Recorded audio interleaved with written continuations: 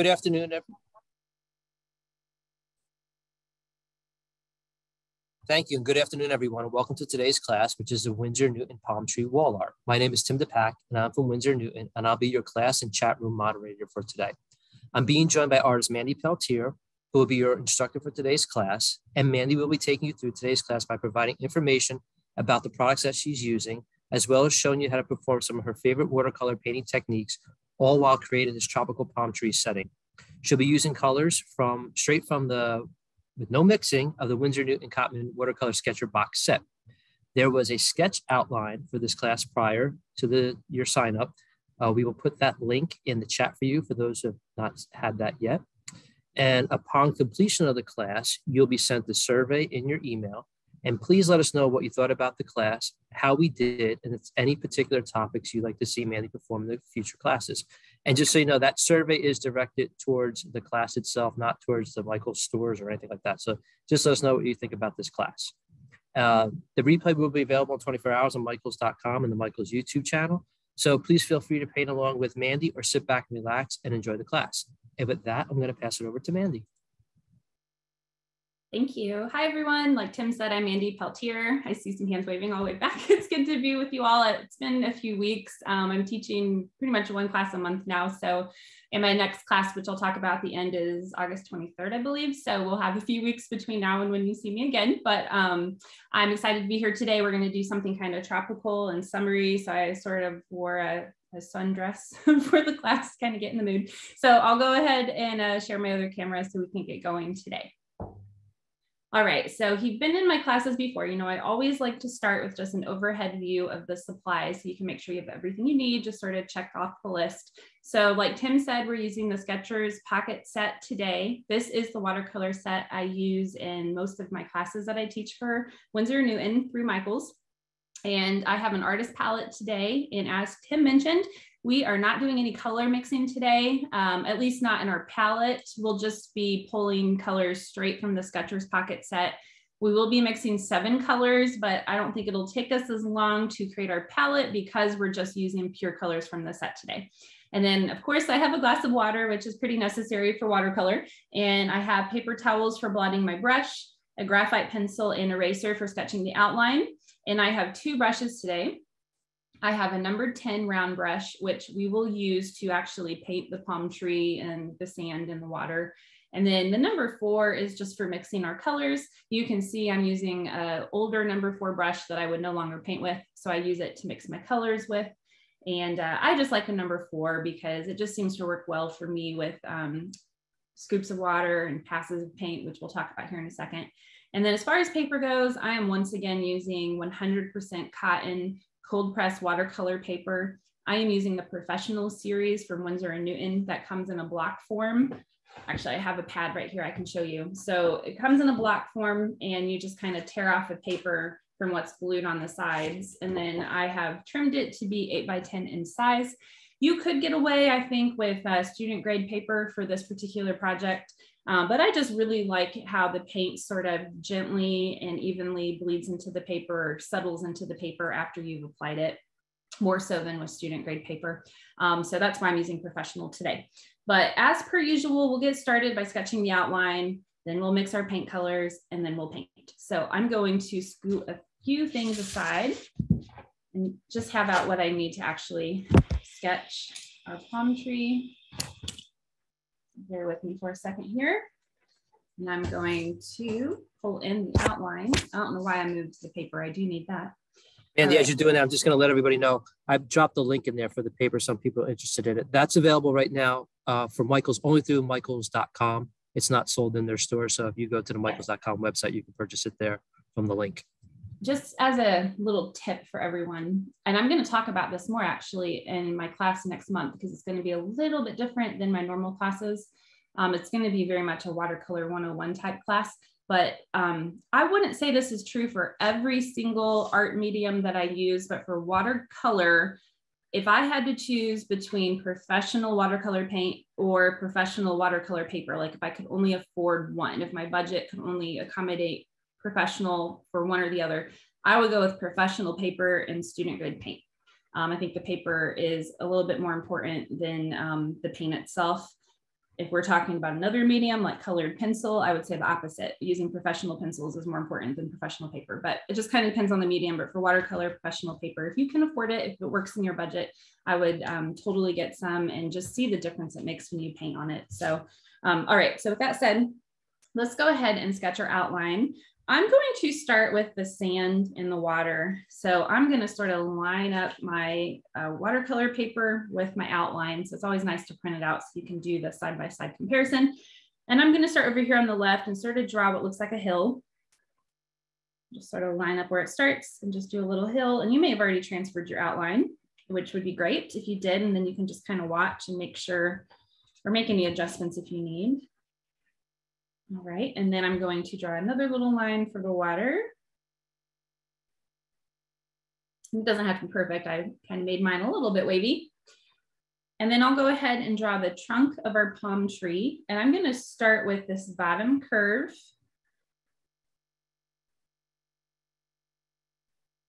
All right, I'm kind of drawing at a weird angle today, so bear with me. And you can see this sort of bows a little bit, and you can have it curve severely or just sort of swaying subtly like in the outline, it's up to you. But I'll go ahead and draw the far left kind of curved line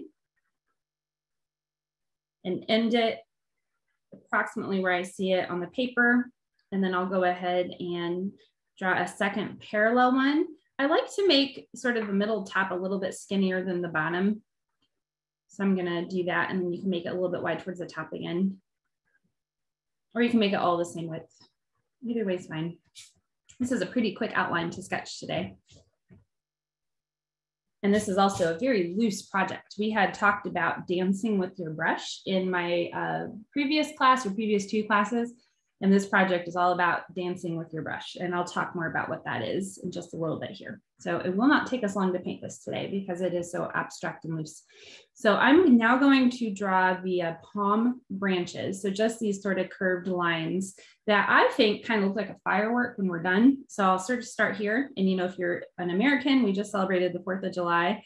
So maybe that's why firework comes to mind when I look at these palm branches and how they sort of look after you arrange them on your tree. But look at this, doesn't this kind of look like a firework before we put the leaves on?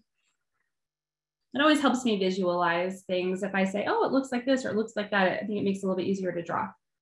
Okay, so now we'll go ahead and draw the leaves, or, you know, sort of like an outline or guide for us to follow for the leaves. And they're just curved lines. I'm just gonna sort of mimic what I see on each one. I'm gonna start on the left and then sort of work clockwise around. And we'll also start with this bottom left palm branch when we start painting. So it doesn't have to follow your outline perfectly what you draw on here. You could put a few more leaves, a few less leaves, but I'm just sort of generally following my outline for where I place these leaves.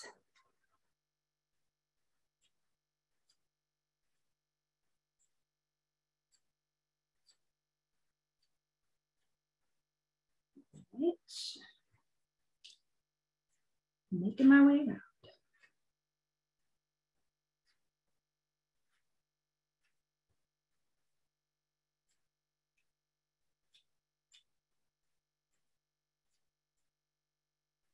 And last but not least,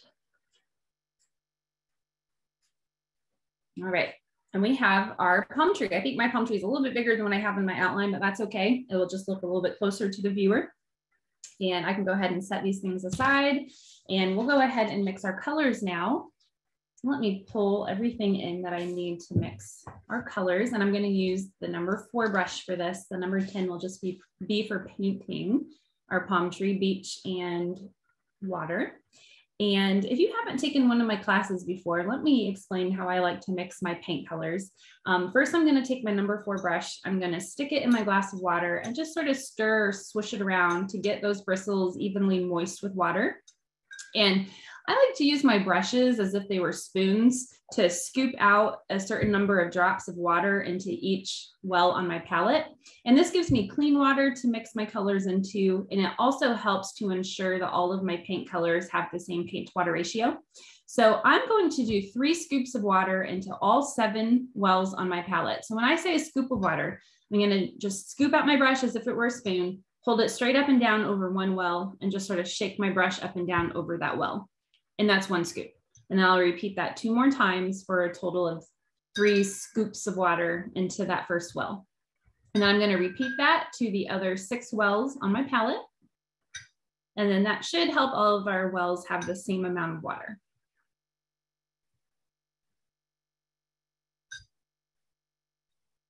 If you can't remember where you began, you can sort of move your palette back and forth to kind of watch the water move to see which well doesn't have any water in it.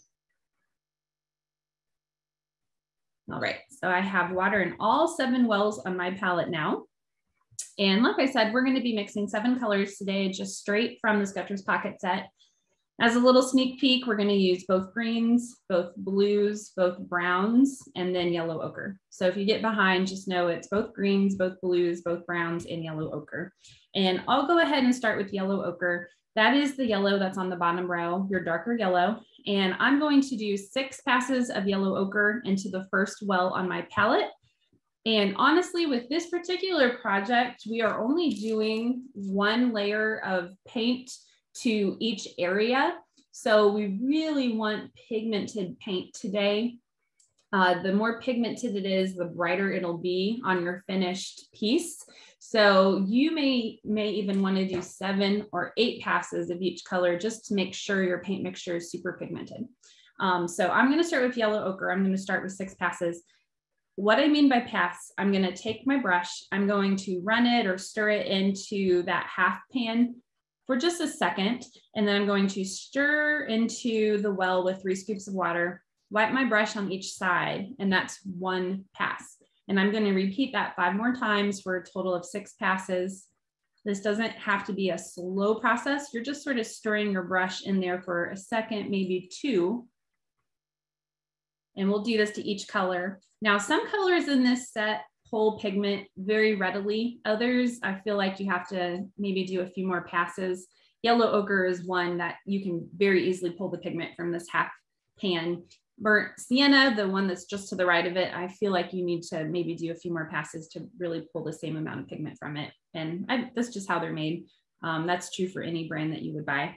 So I have yellow ochre there, and we have a nice pigmented mix. On a scratch sheet of paper, if I were to paint this on, you can see just how pigmented that is. That's probably a 70% opacity. So it's still transparent, but it is very bright, very pigmented. That's what we're going for today. And then I'm going to rinse my brush and blot it on my paper towel. And then we'll move to our greens. So it doesn't really matter what green you start with. We're going to do both Viridian Hue and sap green. So both greens that are on the bottom row, far left. I'll just start with sap green, but it doesn't really matter which one you start with. And I will do 6 passes of sap green. I'll kind of see where I'm at, and I may even do a 7th or 8th pass, just because I really want my paint mixtures today to be super pigmented, saturated, and vibrant. So you can see why I like to use an older brush for this, because I don't have to worry about damaging it further. It's already well loved. So it's perfect for really digging into half pans to pull out the pigment. There's a good way to tell people, don't throw your old brushes away. There is a use for them. Absolutely. Do not throw your old brushes away. Recycle, reuse. That's right. And even for colored pencil, I will trim brushes. I don't know if you can see this. I'll trim brushes and use it to scrub pigment into paper with odorless mineral spirits. So oh yeah, there's lots of uses for brushes when they're well past their prime. All right, so that is sap green, and I'll move on to Viridian Hue, or if you started with Viridian Hue, move on to sap green and do 6 passes at minimum. If you want it even more pigmented, add a 7th or even an 8th pass today. I don't normally do that, but again, we normally will add a few layers of color to each section, unlike today where it's just 1 everywhere. And we're really going to depend on wet onto wet, colors bleeding into each other, making transitional hues.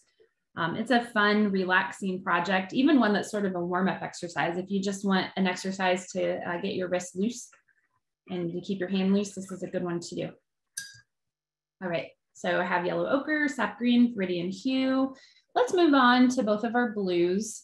So Ultramarine Blue is the darker blue on the top row, and then Cerulean Blue Hue is the one on the top row far right. And you can start with either color. We're just going to mix next two wells of our palette. One will be Ultramarine Blue and the other will be Cerulean Blue. The cerulean looks more like an ocean color, and I think the, or even you could do sky. And then ultramarine blue is just a very true looking blue. So they both look very nice together. They suit each other very well.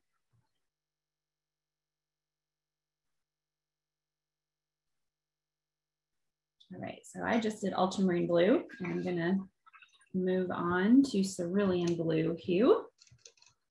You can see Cerulean Blue is well loved. I didn't replace it on purpose because I will use my half pans until I have pulled every little bit of pigment out of them. So when the center is kind of done, you just sort of have to run your brush along the edges a bit more to pull that pigment.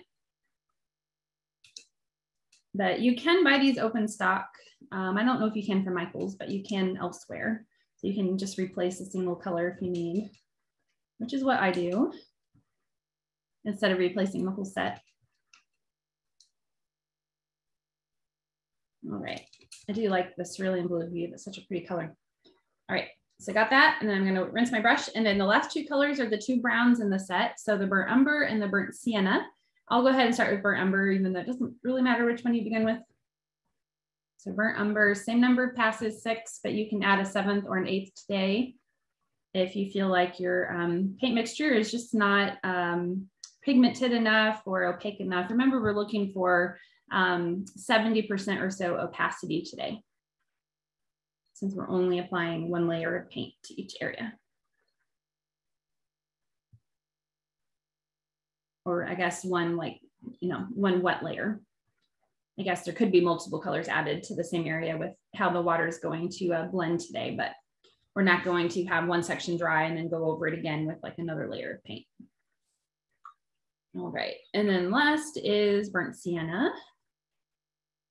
And this is sort of our reddish brown color.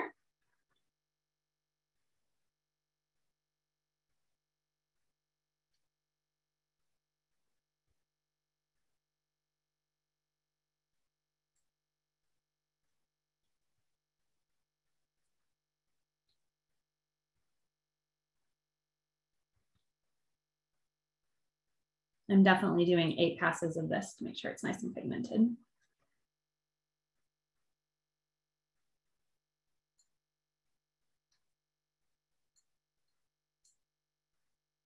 All right, I think that is good. So I'm actually going to do a little bit of demoing for you today because I want you to understand what I mean by dancing with your brush before we actually start painting.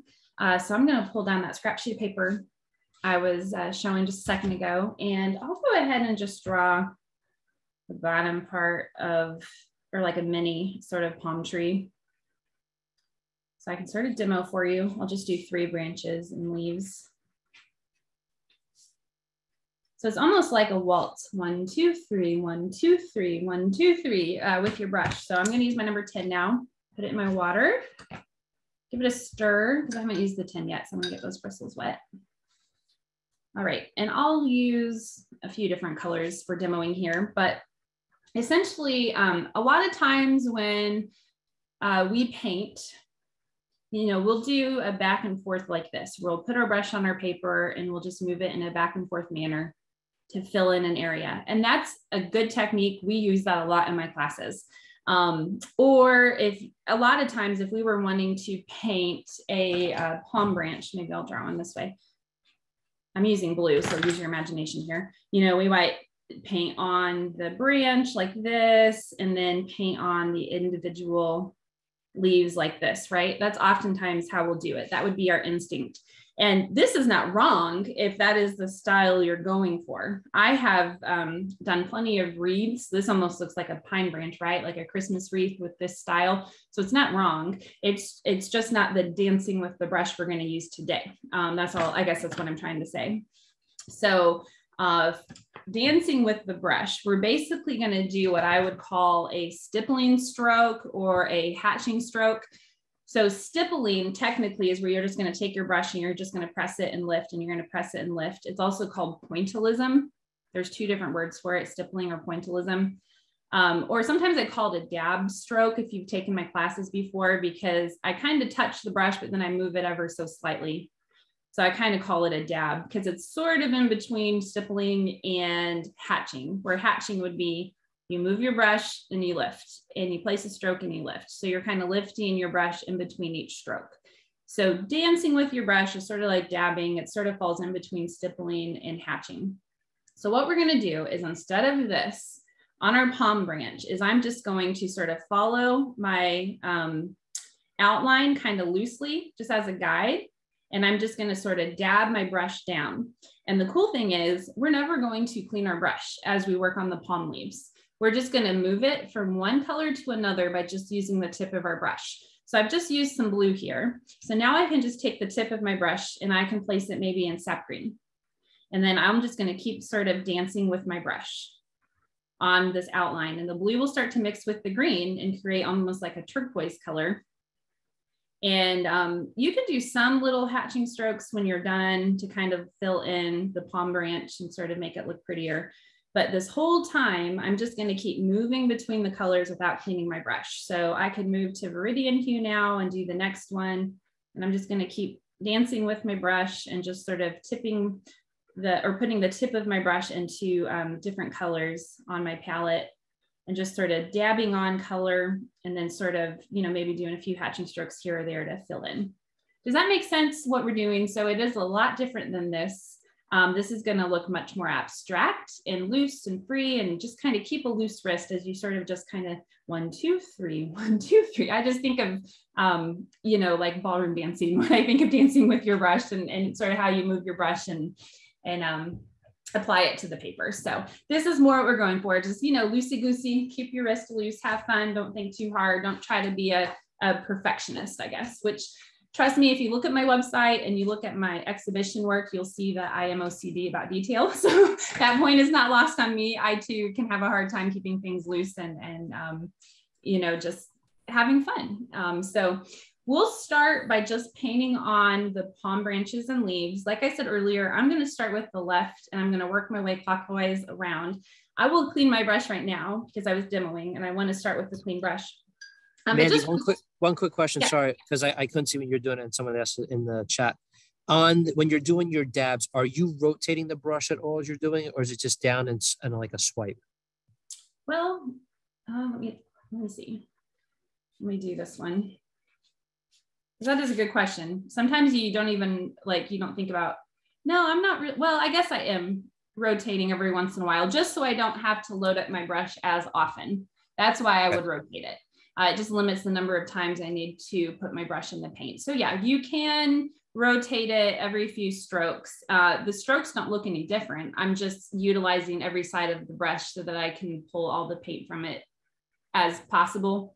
So yeah, you can rotate your brush every few strokes just to minimize the number of times you have to reload your brush. Okay, thank you. Good question. Okay, so just as a reminder, unless I say to rinse your brush in between colors, you don't need to do so. What will happen is, so actually last year, I made a video, 3 Winsor & Newton, for the Michaels Store YouTube channel of a abstract monstera leaf. And I should have pulled that out to show you all today. I could grab it. It's close, but it would take me a second to find it. And it utilized sort of the same technique where we, all of the paint mixtures that occur on the paper or within the brush. It's not through color mixing in the palette. So this sort of will mimic that. So you can literally, with the palm branches, you can use any combination of colors you want. But I will just tell you how I'm doing it so you can better replicate what I'm doing on camera at home. And then I also have written directions where I say exactly what I did to create this exactly as it is, and you can follow along with the written directions as well. But just know you can use any color combination you want. If you want a palm tree that is more on the blue side, use more of the blues. I'm using more of the greens and blue and yellow combined so that the palm tree looks more green. But you can use any color combination you want. For the palm leaves and branches, I'm mostly using the greens, the blues, and the yellow ochre. For the palm trunk though, I'm mostly using the yellow ochre, the browns, and the ultramarine blue. So I'm kind of splitting the palette in half with both the palm leaves and the trunk. All right, so let's get going because I think I've blabbered on enough without actually starting to paint. So I'm going to start with yellow ochre. I'm going to place my brush in yellow ochre. We're going to start there. And I'm just going to apply this to the left third of this bottom left branch and leaves. So we're going to use that dancing with the brush, the dabbing, and I'm just going to do the left third. I maybe did half, but try to just do the left third. And then you can dip your brush into sap green. That's the lighter of your two greens. And then I'll do this to the middle third. So it's okay if you go right over the yellow ochre. You can even add a few longer branches here or there, or leaves. And then I'm going to place my brush into Viridian Hue, which is your darker green. And I'm going to finish the right third of this branch and leaves with Viridian Hue. And do not clean your brush. We'll just use what's on our brush to start the next branch. So I'll hold this up so you can see how loose that is. We're just sort of keeping things loose. What's another word for loose? Keeping it, what's a synonym for loose? I don't know. All right, so just keep your wrist loose and we're just gonna have some fun today. All right, so next up, the one above the one we just did, I'm gonna start on the left side with what's on my brush, Viridian Hue. And I'm going to do the left third of this particular palm branch with Viridian Hue, just the left third. And then I'm going to stick my brush now, I think, let's do ultramarine blue, the darker of your two blues. And I'll do the middle third with ultramarine blue. It'll sort of mix to create a pretty dark turquoise color. Because green and blue together make turquoise. So middle third. And I think I will now stick it into yellow ochre. We started with yellow ochre, we're using yellow ochre again. So blue and yellow make the secondary color of green, right? So this will mix to give us a bit of a darker green shade eventually as the colors sort of bleed and mix together. And I might do a few just random little skinny little strokes to kind of build up my palm shape. But I want a lot of negative space. Negative space, you can still see some white of the paper through all of my strokes. All right, so everyone with me so far? We have two done. We're not cleaning our brush. I'm going to now dip my brush into sap green. And we're going to do the next branch with the leaves above. And I'm gonna do, I want to say half. I'm going to go ahead and do half of this particular branch with sap green. And we're just going to continue to just sort of dance with our brush.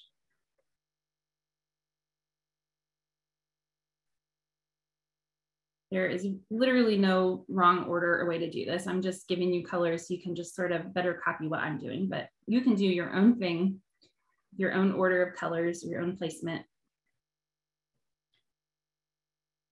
And after you do half of this with sap green, let's go ahead and place our brush. I think we'll do Cerulean Blue. I haven't done Cerulean Blue yet. So let's do that. And this will also give us a bit of a turquoise color because it's still a green and a blue, just different hues of green and blue. And I'll go ahead and finish this whole one off with, well, I need more paint on my brush. If you need a little more paint on your brush, you can just stick it back into the Cerulean Blue.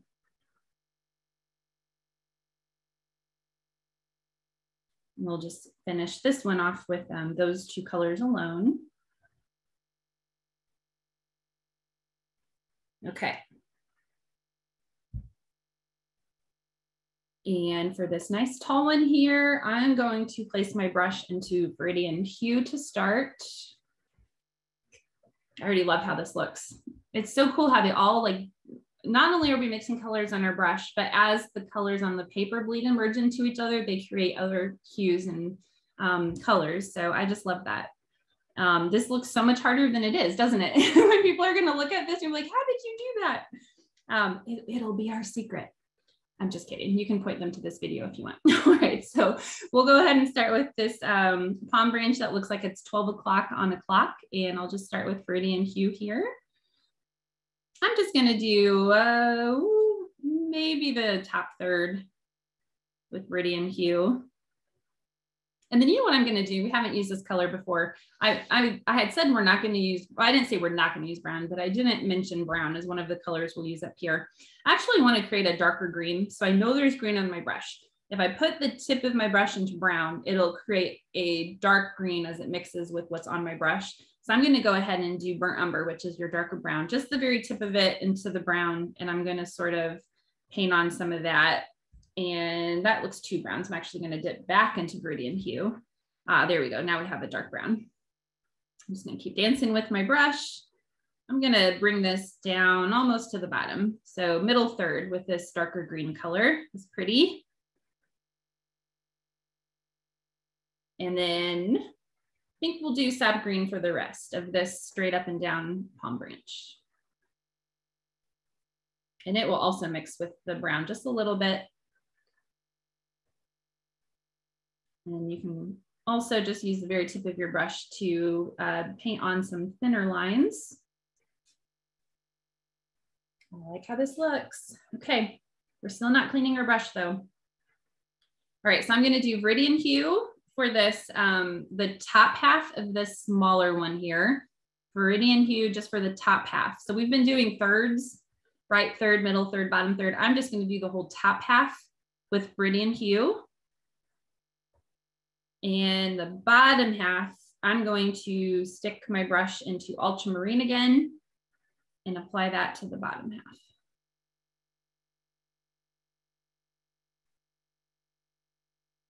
There's really no right or wrong here, like I've said. I'll say that a million other times until you believe me. All right, for this next branch, I will, let's see, what should we start with?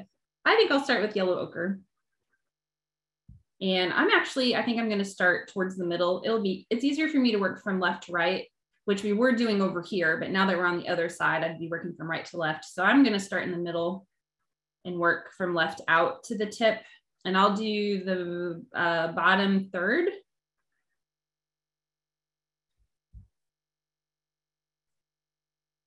And I'm feeling sap green. Let's do sap green for the right third. So this will look a little bit different than my example here, but just for balance and everything, I'm feeling the sap green here.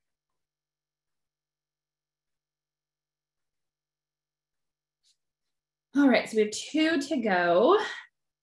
I'm going to place my brush into Viridian Hue and do that to the left half of this next one here.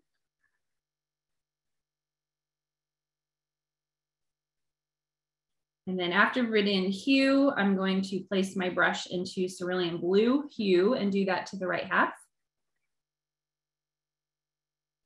I like there being little touches of blue throughout this. It just adds some pretty interest and also will coordinate well with the water that we'll paint here in a second.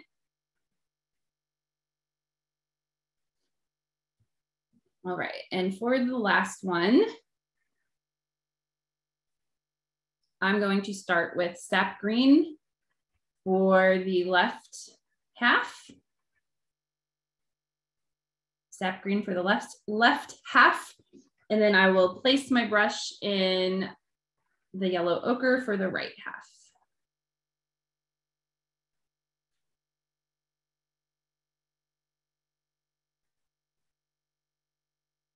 And if your middle here is still wet, you can add a little bit more color of this or that. I think I will add a little bit more ultramarine blue to the very middle. I'm just putting my brush in the ultramarine blue and I'm just going to sort of dab it on to the parts that are still wet. To just bring in a little bit more blue.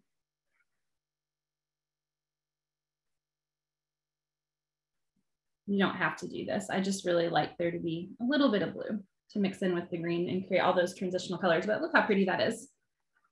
I really do like this technique. It's just fun and it's quick and it's loose. All right, so you can clean your brush now because we're done with the top of our palm tree. So you can clean your brush and blot it. And we'll do the palm trunk now.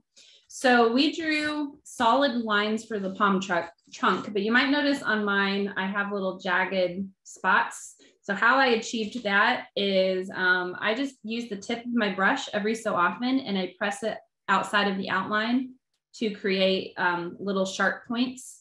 So on this one, I'll probably move my brush in all different directions to kind of blot it on or to dance with it. And every once in a while, I'll hold my brush at an angle to create some of those little jagged lines. So it's the same technique as the palm tree. I'll be rotating in between the browns and the yellow ochre to create our texture. And every once in a while, I'll just use the tip of my brush on the outline to create those little jagged lines. And I'll also use my ultramarine blue a little bit. So this is just me demoing what we're going to be doing. But you can do as many of those little jagged lines on the edge as you want, or you can just keep it solid without any of the jagged lines. It's up to you. I'm going to clean my brush so we're all starting off on the same slate here. Okay, so I'm going to start middle left of our trunk, and I'm going to start with yellow ochre, just like we did with our palm tree. So yellow ochre, and I'm just going to dab some on to the middle left edging, and you can do a few with the point of your brush on the edge to create like jagged lines. And there can be negative space with this part too. The negative space doesn't only have to be up top where the palm tree is. And then after I just do a few dabs or dancing with my strokes of yellow ochre to the middle left, I'll go ahead and place my brush into the burnt sienna, which is your reddish brown. And I'm going to dab that right next to the yellow ochre. So this will be kind of the right half. And I'm going to move that all the way up to the top. I'm not trying to cover everything. And it's okay if some of the green bleeds into the burnt sienna. And after I've sort of loosely covered the top, I'll also take it down and loosely apply some along the bottom left. This is another thing where you can really use any color combination placement. I'm just kind of helping you demo or copy what I'm doing by telling you exactly where I'm placing things, but there's really not a wrong way to do this. So after I've sort of loosely added some burnt sienna, I'm going to place my brush into burnt umber. I think I will start at the top here. And I'm mostly going to focus this along the right edging just to kind of create a darker area on the palm trunk. Just remember, every once in a while, you can move your brush to kind of get some sharp little points along the edge of the palm tree.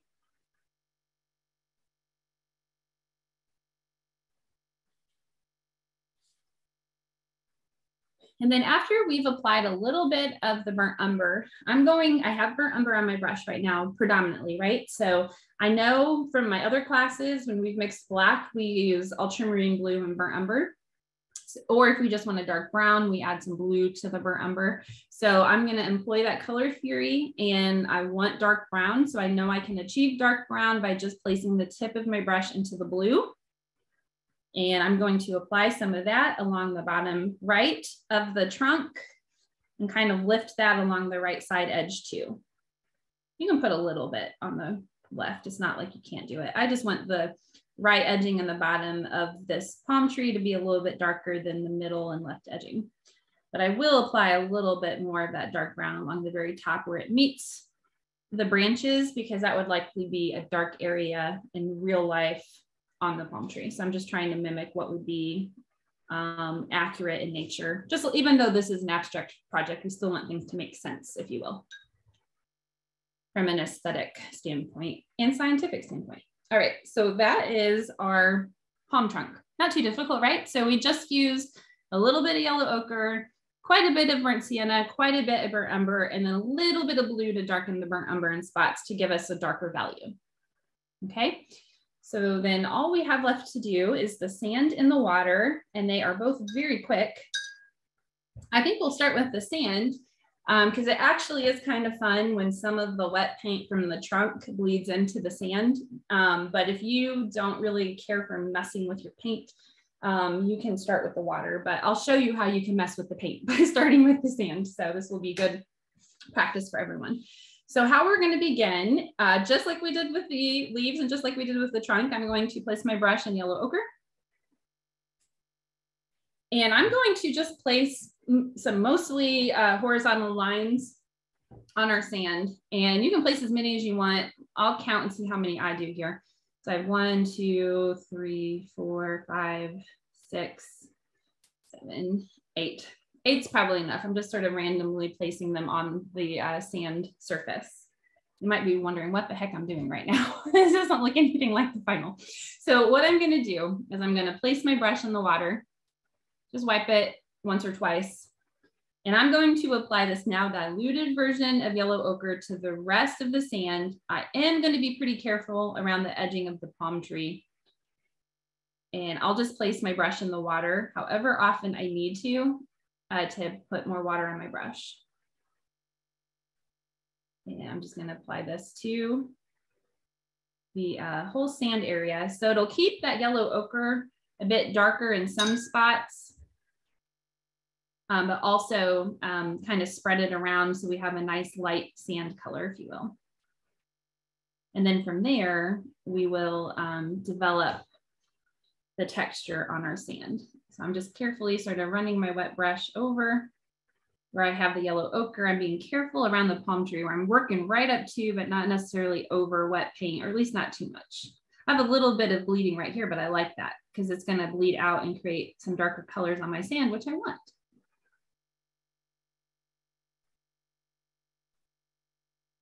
All right, and then kind of pulling the yellow ochre also creates some texture. See how there's already some texture in the sand with the darker values and then the lighter values. And I can also do what's called a lift technique where I can rinse my brush, blot it a handful of times on my paper towel, and then I can run it across the wet paper, turn my brush, and do that wherever I want to kind of create highlights or lighter color. So now you can see there's, darker values and lighter values on the sand. In addition, while the paper is still wet, I can place the tip of my brush into burnt sienna and just paint on, not as many, maybe just a couple little vertical lines on the sand. I just have 1, 2, 3, maybe just a couple little dabs over here. And then same thing, you can rinse your brush. I'm actually going to dab it now so it's not as wet. And then I can just sort of transition that into the sand, into the wet paint. And I got a little bit of the palm tree there, but that's not a big deal. Just to create more texture. And you could do the same thing with burnt umber. I'm going to apply some burnt umber to the right of the palm tree and under the palm tree to almost create like a little cast shadow. And then same thing, wet your brush. I'm going to blot it really well this time, so I'm not adding too much water to my already wet paper. And then I'm just going to sort of transition and smooth that out.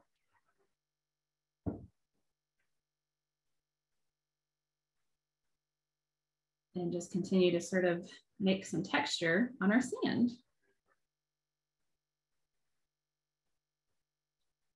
And you might notice it's even darker on this finished one. Well, that's because after I used the dark umber, I once again put the tip of my brush into Ultramarine blue, and I added that in part to create some darker browns.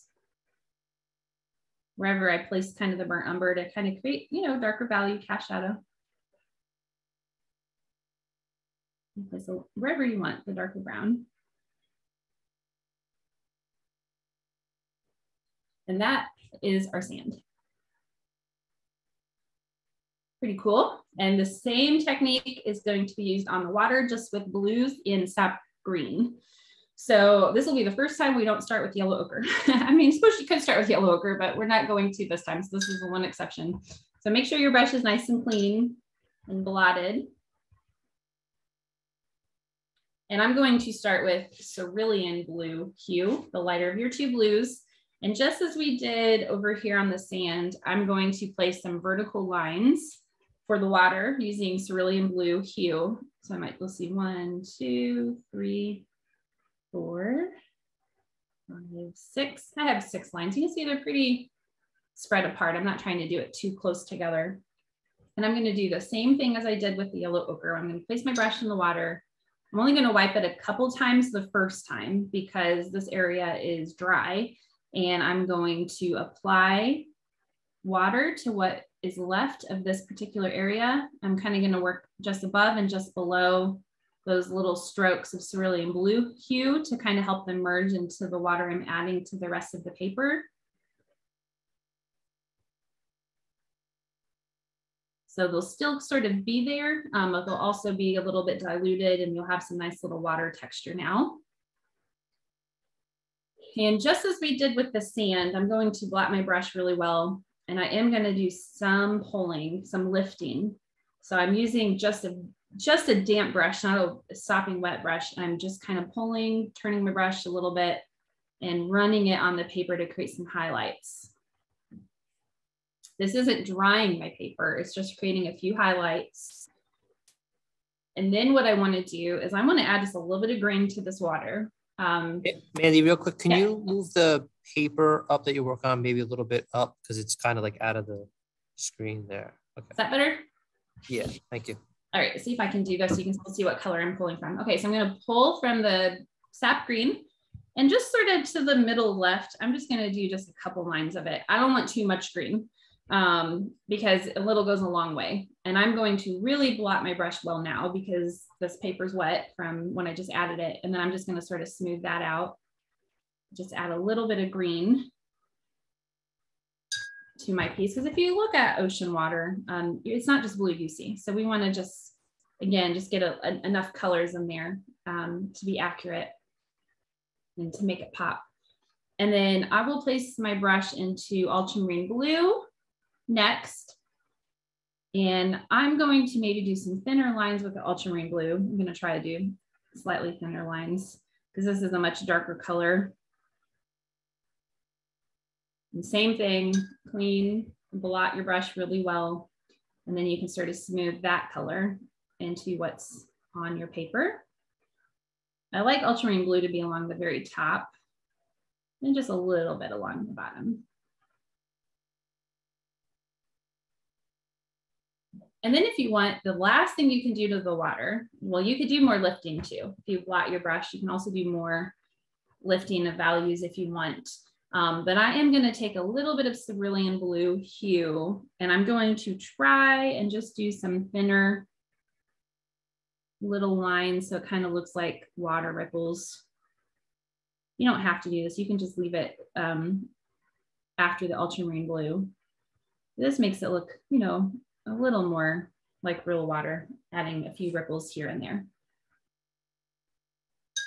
And then if any are too harsh, you can always smoothen out a little using the same technique. And you can keep fussing and fussing with that as much as you want. I'll hold these up and down so you can see. This is the finished one. This is one we did together. So you're just sort of playing with the water, being loose. And then here's the palm trees. And you see how fast we painted that. We painted that in 20 minutes. So it really doesn't take long to do this technique. You can employ it on a wide number of things. You could use the same, like I mentioned, the Monstera leaf. If you go on my website, mandypeltier.com, and you go to my published tutorials, classes, and workshops, and you scroll down, you'll see the video for the Monstera leaf, or you could just go to the Michael's Store YouTube channel and type in Monstera leaf, and it should pull up. You can see the same sort of technique is used for that whole Monstera leaf. And so this gives you some more inspiration and ideas of how you can use this sort of loose, abstract kind of dabbing technique. Before we end, let me talk about my class on August 23rd, because it's going to be a little bit different than my normal classes. And Tim, feel free to interrupt and interject at any point.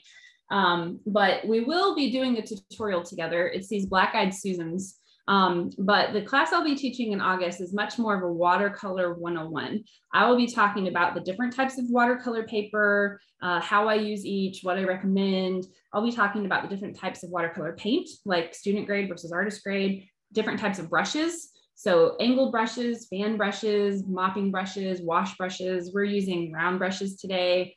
Different watercolor mediums you can use, like masking fluid. So if you are used to my normal classes where we use the whole hour to work on a tutorial, August will be a little bit different. Just a very small amount of the class will be used to paint these Black-Eyed Susans. They don't take very long to paint at all. It's actually only 4 colors, I think, if I recall, and you can paint this really in 5 minutes once you know what you're doing. So it's a quick tutorial. So it'll be more for the beginner watercolor artist who just doesn't feel like they quite understand everything they feel like maybe they should understand.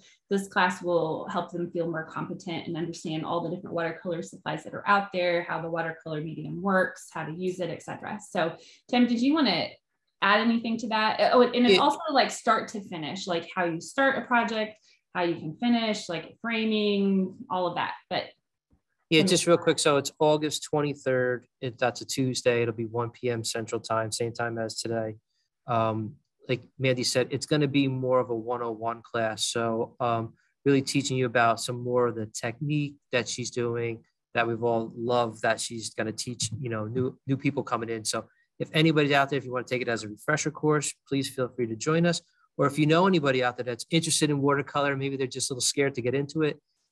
We know Mandy teaches a great class for beginners. It's really good. And she has a very good style to get people involved in this and really learn and teach and be interested in watercolor. So encourage them to come in. The class will be free. It'll be 1 hour long. Like Mandy said, it's a lot of different things that are going to be going on in this. So it's not just solely on the picture. The picture is the takeaway of the daisies, the Black-Eyed Susan, sorry. So you're going to learn about the brushes, the paper. She's going to show you at the end, you know, how to look nice in a pretty frame and stuff like that. So a really good course. So please join us yourself, or if you know someone else is interested in watercolor. Thanks, Tim. And I saw a question about adding a background to this palm tree. So let me just give you an idea. You could even do this first before you do the palm tree. You could use the Cerulean Blue and the Ultramarine Blue and do a wash like we did with the ocean to the entire sky. And then what I would recommend is using dry paper towels and maybe using that to blot some of the wet paint to create clouds or to create atmosphere. And then once that is dry, you could do everything else the same that we've done. So you could do the sky very similar to the water, but instead of using your brush to lift some of the paint, I think if you crumble up a paper towel like this and kind of lift the paint that way, you can create clouds or sky. So just to answer that. And I always ask before we end a class, if any of you painted along with me and you'd like to share, I'm going to switch to gallery view. If you'll hold up your artwork so that I can see it. Hang on, I'm not gallery view. I see someone did. Like someone did as you're doing that, I'm just going to let August 23rd is the class. It's not ready up on the Michael's website yet for anybody to book for that class yet. It will be shortly. So I encourage you to keep checking back with Michael's on the website. And if not, go to mandypeltier.com, because once the booking is available, I give that link to Mandy and she's able to put it on her site for people to direct link to Michael's to sign up for the classes. All right. I have to say, you all rock this technique. It looks like you had no problems with it. All you did so awesome. I'm really proud of all of you. I mean, just awesome job. I say this every class, but I'm going to say it again. I only see these little thumbnails of your palm trees. So if you happen to be on social media, you can tag me. My handle is Mandy Peltier Artist across all of social media, or you can email me from my website, mandypeltier.com, if you don't use social media. So, but just really proud of you. You all did a great job. And even if you're not a beginner, I hope you'll come next month and maybe you'll learn something new. So until then, have a great month.